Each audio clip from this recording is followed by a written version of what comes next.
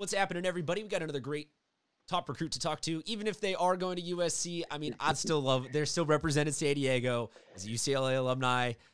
You just have to nod your head and say they get really good athletes there. So fight on, Josh Ligas. Welcome to the show. He is a Poway Track and Field runner who is going to be going to USC next year. So let's start with that commitment. You're wearing the jacket. Why did you decide to be a Trojan? I mean, it's a combination of just everything that USC has. The location in Los Angeles, I'm going to be a business major, so that's huge for me. The connections there. Academically, it's extremely prestige. And the track and field obviously is just dominant. They have 28 men's national championships, so it just kind of checked every box on my list. So obviously this seems like something that you have you probably had your sights set early on USC. Were they always the school? What was maybe the deciding factor in the end? Was it a couple of things? Just talk to us about how you arrived at this decision. It actually wasn't like ever my intention to go to USC.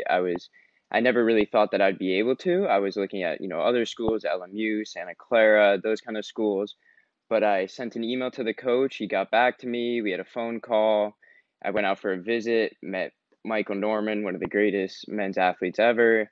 And I just kind of fell in love with the school, fell in love with the team, the coach, and that just ultimately led to my commitment. You mentioned academics a couple of times. Student athlete it's not a precise ratio. There is no like 40% of your time should be student, 60% of your time should be athlete. That's the secret formula.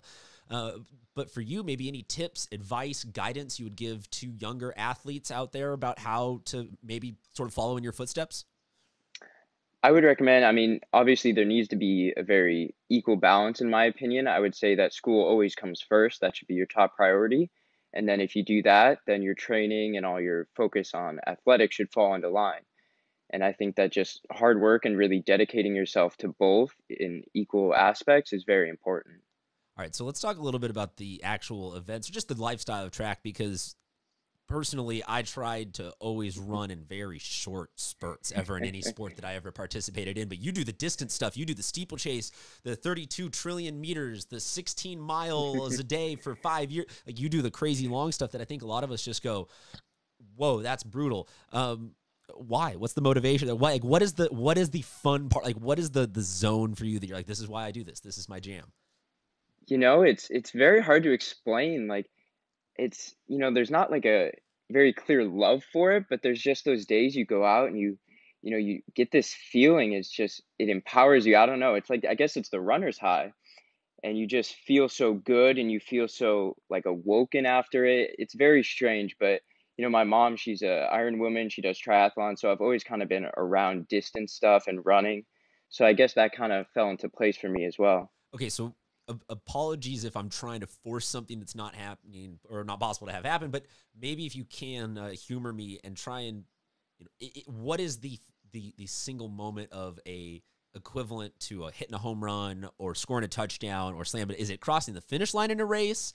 Is it rounding that last turn and really burning away from somebody? Are you the kind of guy who's like, you're doing that strategic thing and you're always closing late? Like, is there that moment that you can sort of walk us through where you're like, that's something in the process of this sport just feels real good? To me, it's a personal record. It's a PR.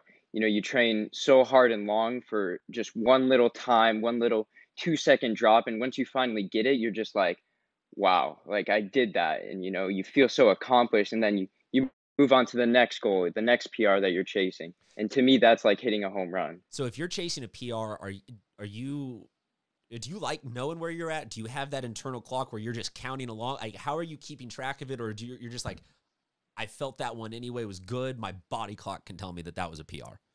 A lot of times it is the body. You can feel whether or not it was a good race, but I don't know. I mean, I guess in certain races, there's clocks and you see, Yeah, but do okay, you I'm on want that pace or for no? this. Do you like that? Do you see? Okay, I need someone telling me. You're 2 seconds behind the pace. You're one, or are you just like, get out of my head? I just want to run. A lot of times I'm like that, just get out and I'll just run and I'll do based on what my body feels for sure. Is there one event that is your particular favorite that you would like to really focus on in college?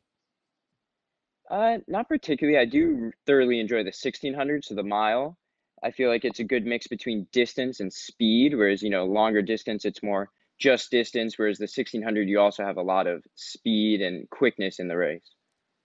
A lot of people see track as a non-contact sport, so it's not a tough sport particularly. It's not something that yeah, the discus and some of the shot, some of those guys are bigger dudes. You see some of the running backs play, the sprint, but you don't see a lot of that banging together that equates naturally to injuries. But nonetheless, you guys have some of the most strenuous seasons, and the prep all off season is more or less singular in focus of just take care of your body and train it and tune it, because you're not having to study an offense or anything like that. So in some ways, I feel like track athletes are more beat up, more like tested physically. So maybe walk us through some of the myths about track, some of the misconceptions about how hard you guys work and how grueling of a sport this really is. Well, to start off, I get the physical thing all the time, that it's not a contact sport. And in a way, I agree, but also in a way, I disagree. If you've ever seen the start of a cross country race, it's about ranging from anywhere to 100 to 300 people just across in a field. And it typically bottlenecks. So there's elbows thrown all the time. You get tripped, you get cut off. So it's Okay. very contact in that. Whoa. Is there a strategy? What is the threshold for where it is considered dirty in cross country? I mean, because I get it, natural motion, but is there a little bit of like, okay, I had to do that to win, or everyone's like, oh, that's dope. Like what's your signature? I'm so made of questions right now about this bottlenecking fist fight at the start of a cross country. Tell me everything. There's not really too much of a threshold, in my opinion. For me, I was never the one that was out there throwing the elbows, but if somebody did something to me, I'm going to try and get them back a little bit. And so in cross country, there's a lot of stuff that goes on behind the scenes. There's not many fans that are in the back part of the race. So if somebody gets a little bit physical, it's going to come back. So, I mean, am I talking to like the bad boy of cross country distance track right now, or Oh, no. are there schools that are known as that, of like, oh, you don't want to necessarily get tangled up with somebody from, like, do those kind of cliques and mindsets exist in distance track? In my opinion, there's not really any specific teams, but I feel like So in you're not general, going after Saints in a different way than others, the way that they would in a football or basketball game. You're not getting extra no. physical specifically with the Saintsmen. No, a lot of times you try to more break them down mentally and push them in the race rather than Or physically. okay, so I mean, this is awesome.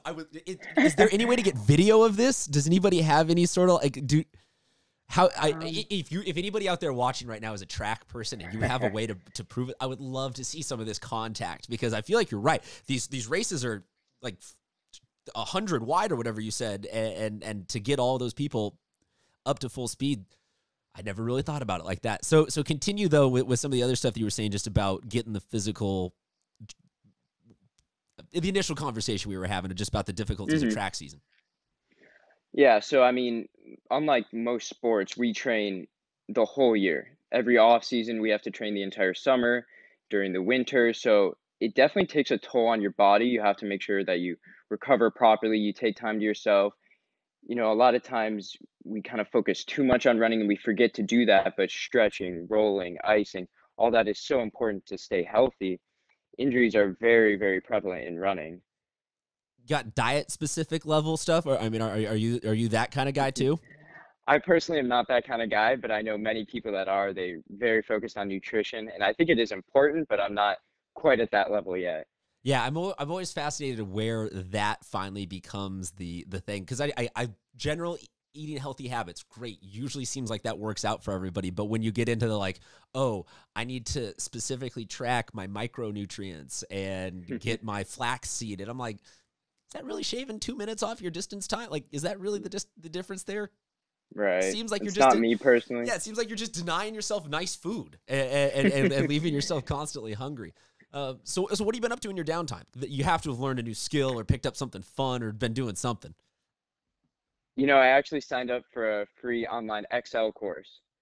So, I mean, it's not necessarily fun, but it's something to learn going into, my major. That's something that's very common. So, my sister is a finance major, so she told me you should definitely go out and do that. So, Well, I was that's the gonna say, main thing. immediate red light, like just things were flashing in my mind. Oh yeah, he had said business. That is a USC kid ahead of the world, getting ahead with their downtime. But nothing like what are you Are you a video game guy? 'Cause it's not really track video game. Like something, you got to be doing something fun with your downtime. I'm very into cars actually. So Okay. a lot of times I just spend hours on YouTube, researching things about cars, watching What kind of videos, cars are we that talking kind of about? thing. All kind. I like, Japanese, I mean, I'm European. talking no, like more historical or like what's being released now. I'm more of a modern. I like, older vintage cars, but not as much as modern. I'd say they're two very different universes, probably. Very, yeah. So, I mean, can you name like? Can we get top 3 cars from you? Is that a list that you can give us off the top of your head?